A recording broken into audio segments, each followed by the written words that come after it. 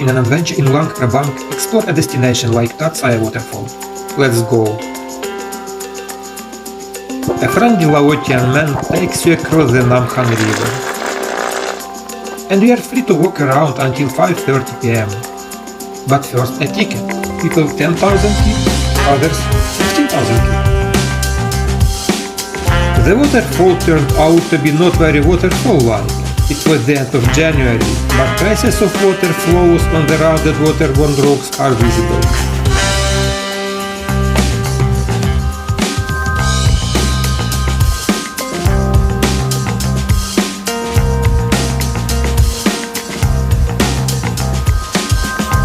There is even a small exposition of antiquities. Here we have wishes on the way out. The return crossing of the Nam Han River. And here the next visitors were not long in coming.